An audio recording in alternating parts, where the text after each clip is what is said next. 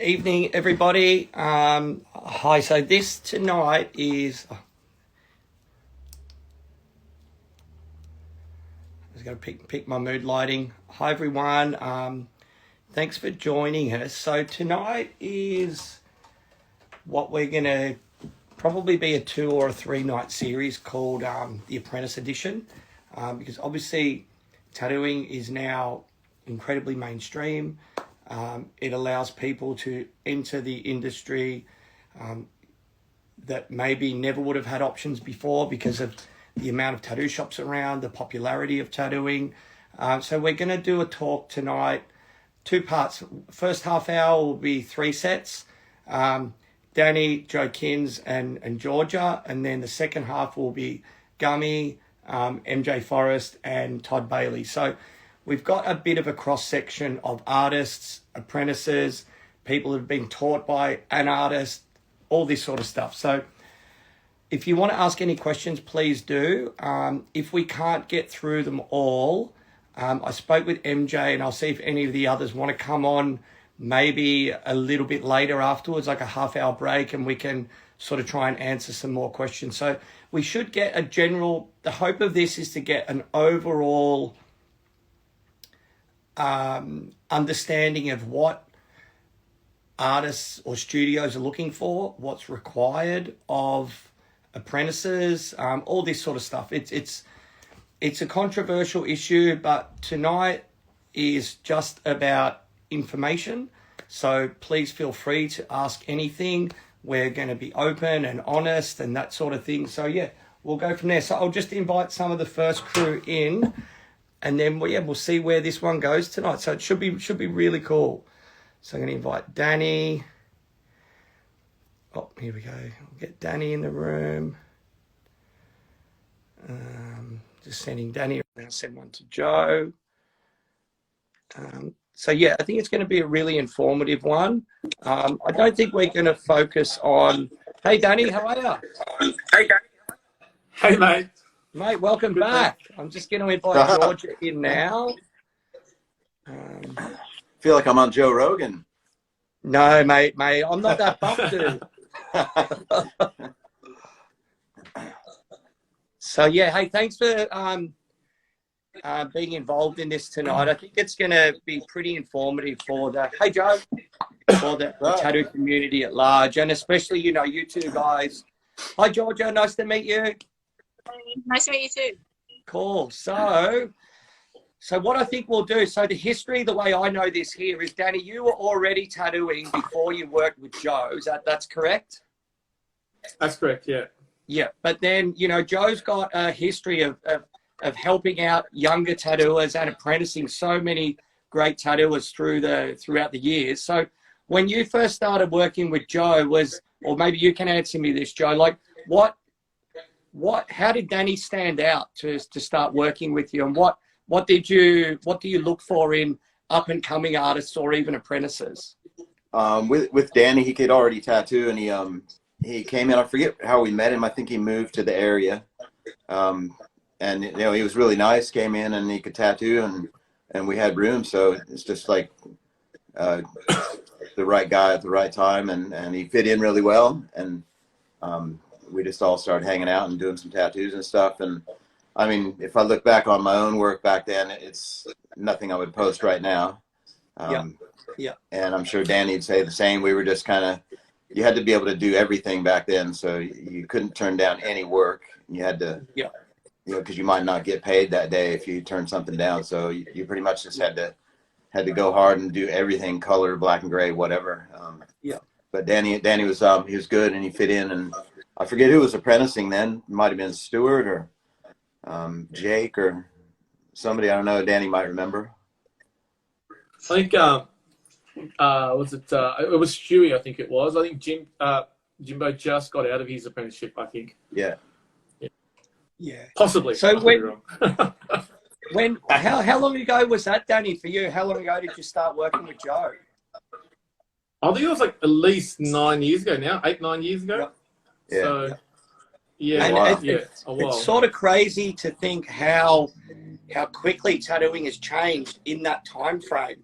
Like, maybe maybe you, Joe, like what you were looking for in apprentice back then is maybe different to what you look for one now. Yeah, no, I pretty much look for the same kind of drive, and the same kind of person has to be able to draw and has to want to be a tattooist more than just to try to make some money. Just because a lot of people see TV and they want to, they think, oh man, they make heaps of money. Look at them, and it's real cool. And like, it's not real cool. It's really hard work, and there's some cool aspects to it. But some days you're sitting there working, and you're thinking, man, I can't wait to finish work today. So it's just like, it can be a job or it can be great. It's not magic. Exactly. It is. Yeah, it's not. You know, you don't always wake up and go, man, I can't wait to go to work today. Yeah. You know. Yeah, we're not. You're not going in there and curing cancer every day. So. Yeah. Some days you get pretty close, but. Yeah. So with you, Danny, like, say when you took Georgia on, like, how did Georgia stand out from the crowd, and what do you personally look for? Look, definitely her artistic ability stood out first, and then just her persona, her personality, very down to earth. You know, not so show-offy type of thing. She wasn't like very, I suppose, how would you say? She wasn't like kind of trying to get attention from the get-go. She wasn't so ambitious, you know what I mean? She just wanted to learn. And I seen straight through that, and I thought, she'll definitely be a great member of the team. And it's turned out to be the case, Yeah, cool. So with you, Georgia, like what inspired you to want to try and get into tattooing, and then how did you end up finding your way to being with Danny and the crew? I guess I kind of, in like my last year of high school, I really got into art, and I really wanted to kind of spin that into a job, and I think tattooing was like a thing that I was really interested in. So I kind of just like worked hard in like my last 6 months of school, and I just like knuckled down and tried to draw as much as I could, and I just put a portfolio together and just got out there when I graduated. Yeah, amazing. So how long ago was that? I think I started at In Culture 2 years ago. Okay, cool. Yeah. Cool. So that's pretty much straight from school and into the studio. Yeah, it was about a 3-month break, and then that was it. Yeah. How have you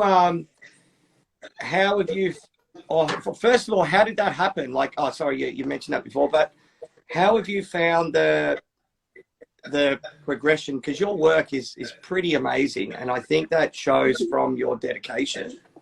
And like, so how did you start off as well, Danny? Like, was it like getting Georgia on the counter to start with, or progressing from there?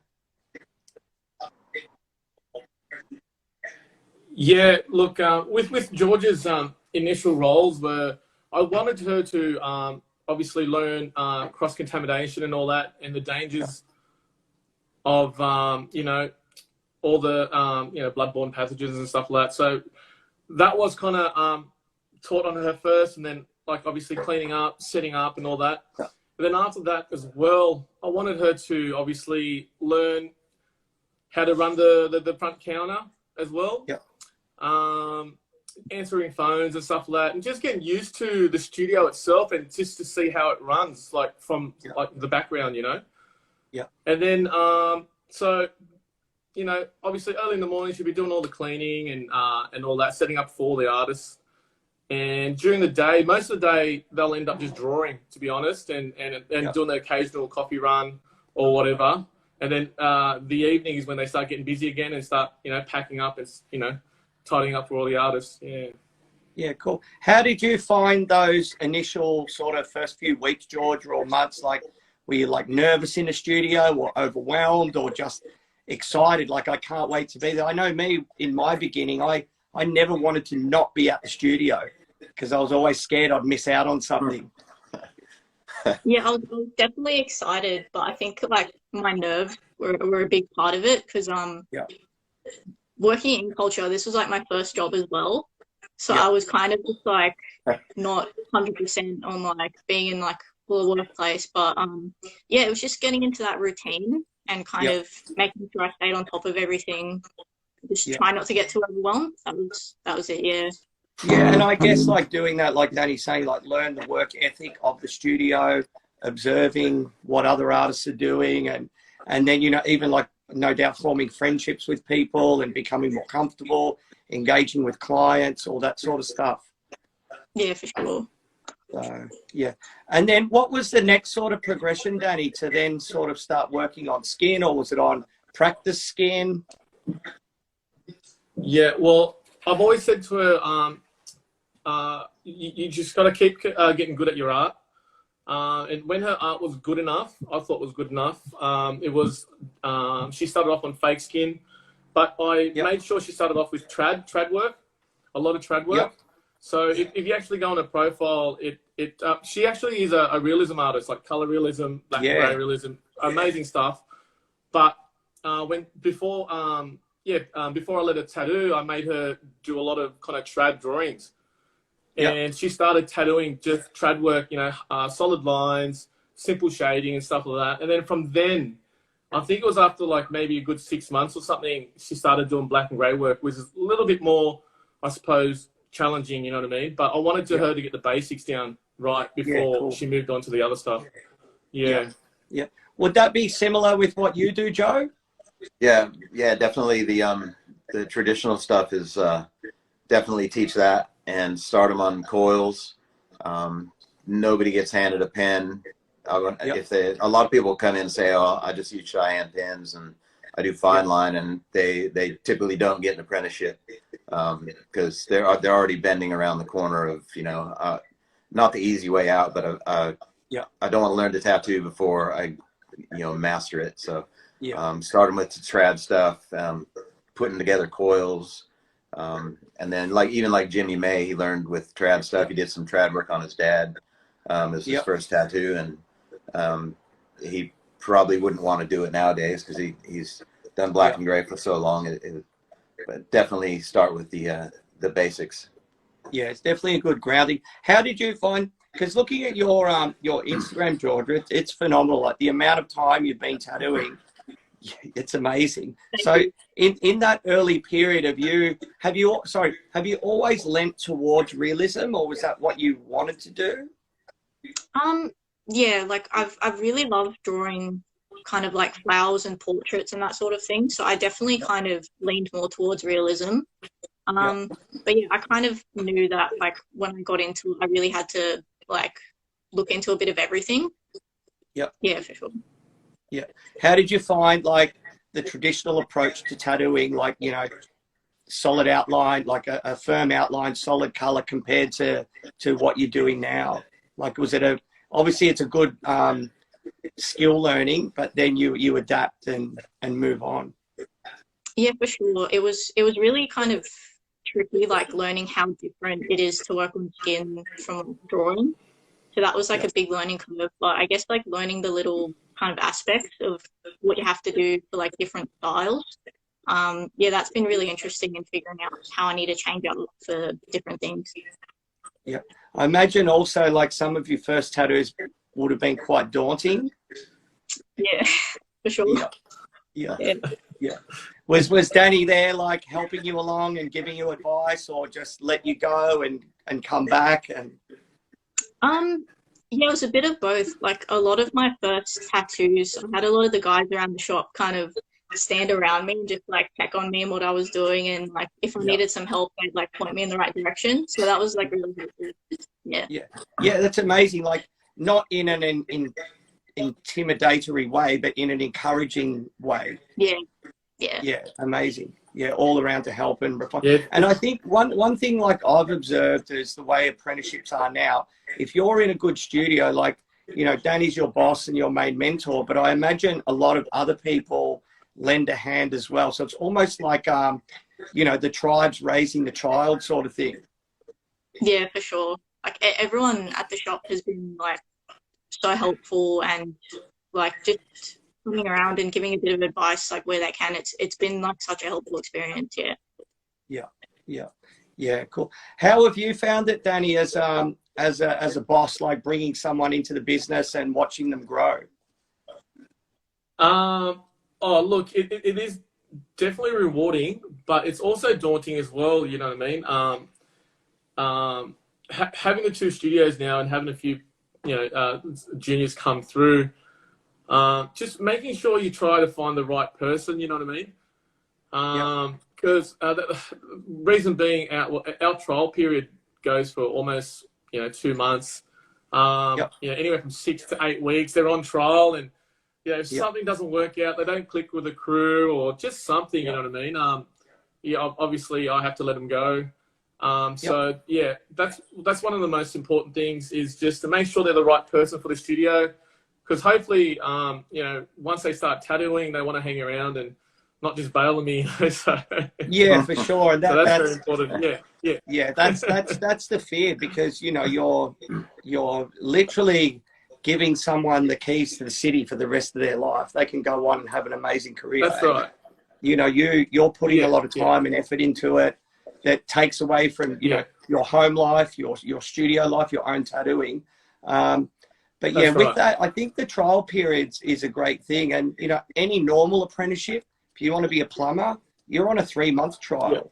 And it goes from there, and it's a 4-year sort of system. So I know when I worked on the Gold Coast, Paul Braniff used to do apprentice, and he used to have them on a 4-year structure where they'd get award wages, this, that, and the other. And then they were expected, as part of it, a gentleman's agreement was to hang around for another year afterwards, so that Paul, or minimum, so Paul could get the benefit of training him up over the years. So, things are obviously changed now, and people come on a lot more quicker. And, what's your sort of rough, because George is doing like great work really early in the piece. So, it's obviously each artist is case by case.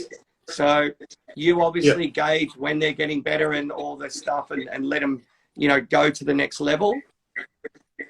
Yeah. So you mean like moving on or anything like that? No, I mean like their career progression from doing tattoos this big to all-day sessions. Yeah. Well, it's definitely down to the individual. Say with Georgia, she's very good with her clients, and she builds a good relationship with them, and that's heaps important. And after building a little bit of trust with her, she has a lot of regulars, which is so cool. And then obviously building a lot of trust with her regulars, I'm not sure whether she talks them into it or they talk her into it, and they're like, how about you do something bigger on me? You know what I mean? Yep. And then she'll come and approach me, and she'll say, oh, hey, Danny, far out, like, I've got to do this whole side calf panel. How do I approach it? And that's when I have a little bit of a sit down with her, break it down, and obviously kind of give her a bit of a method, you know what I mean, to get through it. And I usually try and be there on the day when she does it, and just make sure everything's set up properly. And then most of the times I walk away, but then if I kind of do see her having a bit of a hard time or whatever, I'll come over briefly and just have a quick chat. I won't make it I won't make it out in a way where like, oh, you're fucking doing it wrong, blah blah blah blah. I'll be like, oh, hey, do you want to try this? Like, this is a lot like this, if you try this is a lot better in a sense.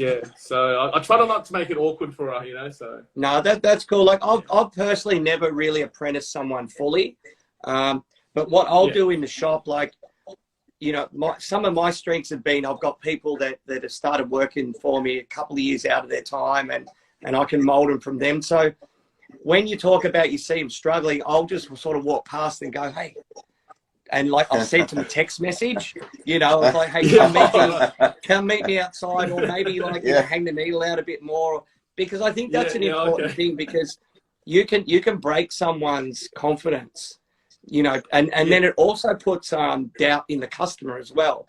So you kind of, it seems like you got a really cool way of doing it. So. How have you found the progression, George? Like, obviously, you're a hard worker and amazing at art. Like, has the correlation between the more work you put into your artwork on paper or iPad or that sort of thing, has it helped you in your tattooing? Yeah, definitely. I think just like trying to constantly draw or like design. Like each time you kind of figure out like a way to fix things or like do something a bit better.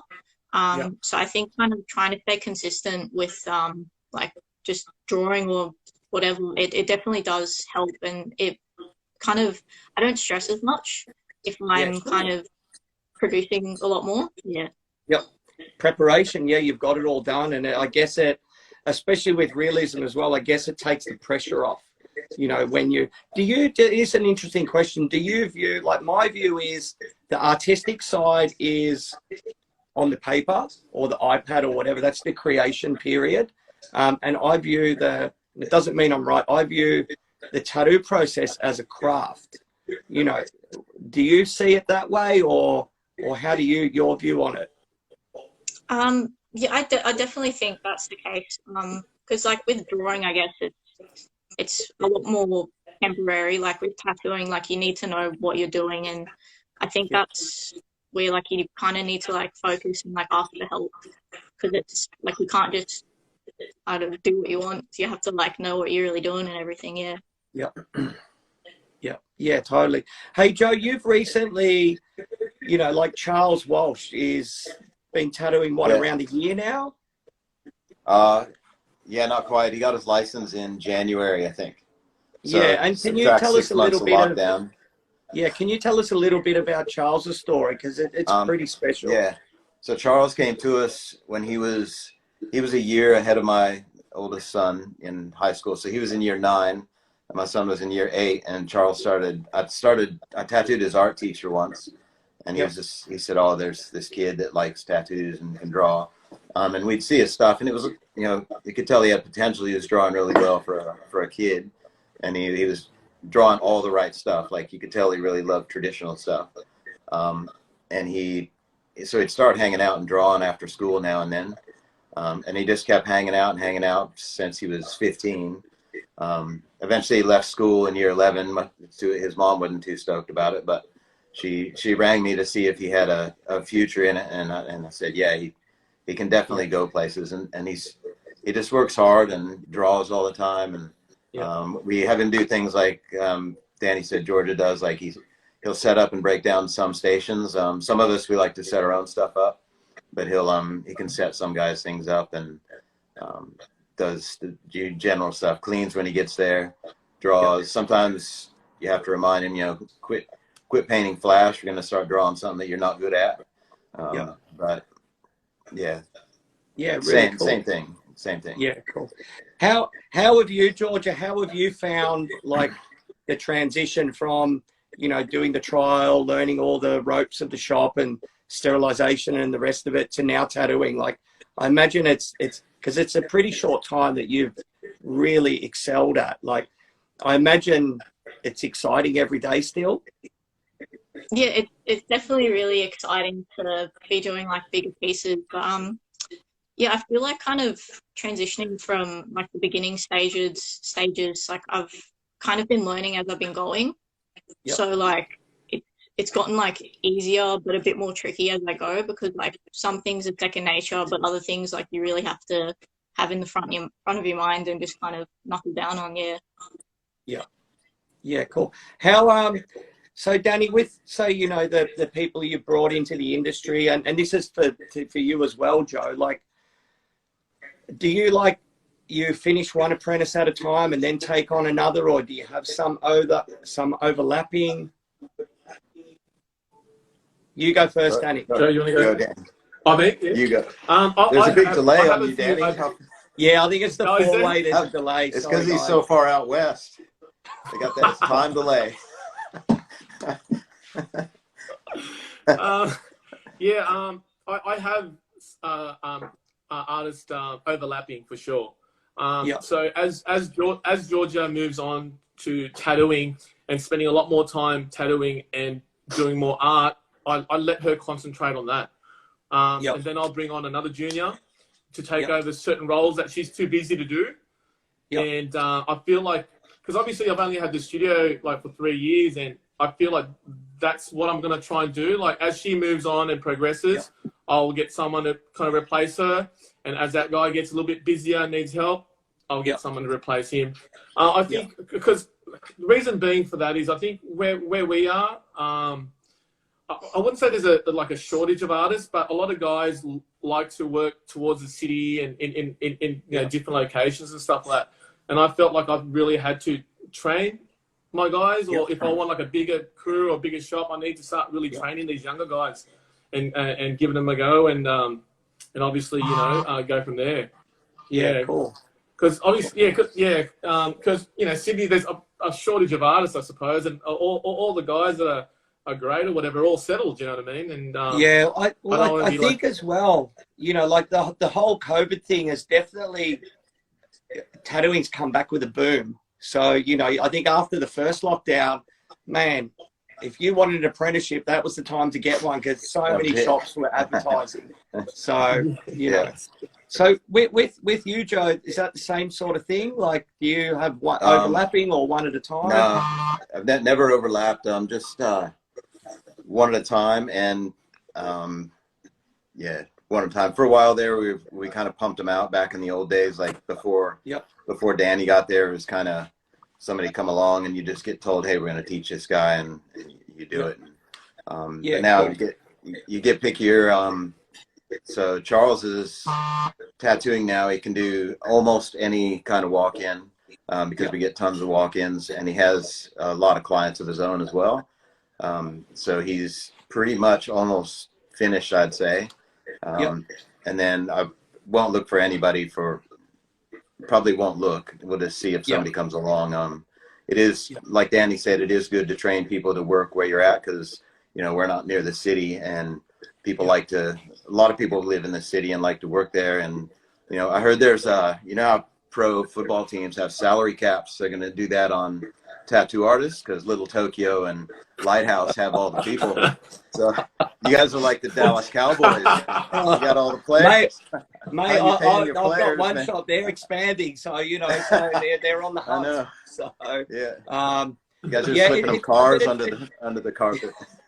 It's one of those things. Like, I've been asked myself, like, would you apprentice anyone? And for me, the answer's kind of no now, anyway. But listening to a lot of stories and all that sort of thing, like, you know, if the right person comes along, and, you know, like, you guys obviously get enjoyment from watching somebody progress and the information exchange, and, you know, you're really helping somebody go on and have a great life. Like, potential, you give them that potential, and then they can go and take it wherever they want to. So it's a pretty special thing. And I kind of think that's still one of the reasons why there's no TAFE course to become a tattooer or anything like that, because you can't do that. It's a one-on-one exchange. So, you know, so just quickly, Georgia, with you, like, what's obviously not now, but when you're back at work, what's like your work week like? Have you got like quite a few bookings, or are you doing a mix of bookings and walk-ins? Yeah, at the moment, well, not at the moment because lockdown, but I was starting to get a bit more consistent with like larger pieces. So I'm starting to get that kind of group of clients where I'm doing like the bigger pieces and like the black and grey ones. But I definitely, where I have gaps, like throughout the week, I try and like fill it in with like walk-ins, or like when the shop's got like messages, like we try and fill these in too. Yeah, cool. How have you been spending the lockdown time? Trying to draw as much as I can, but it's a few weeks you get a bit unmotivated. But I've been really trying to draw like the things I kind of missed out on while I was tattooing. So it is hard, and you know, there is no rules. Like, you know, you've just got to work out what works for you. But as artists, we are lucky compared to, you know, a lot of our other friends that maybe aren't in this field. You know, they kind of struggle a bit more. So when you guys get back to work, Danny, like, what's your next phase? Is Georgia out of her apprenticeship or coming to the end of it, or do you even call it an apprenticeship or a traineeship?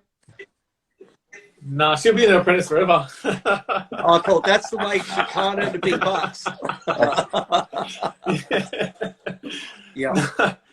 White belt forever. I think we just, I think we discussed her apprenticeship will last for, I think, 3 years, depending on how well she tattoos.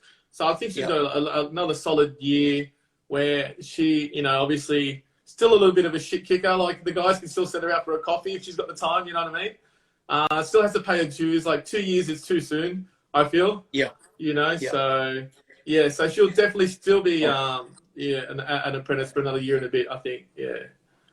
Yeah, that's cool. That's cool. Like, how do you find all that, Georgia? Like, still being like, you know, how do I say, like one of the lower rungs on the ladder, like coming into it, like you haven't got as much time or scores on the board as everyone else. Like, hey, go get me a coffee. I'm sure you don't resent that fact. No, not at all. Like, yeah, it's not really a big issue. I guess like there's been times where I've been a bit overwhelmed because I haven't been able to manage myself properly.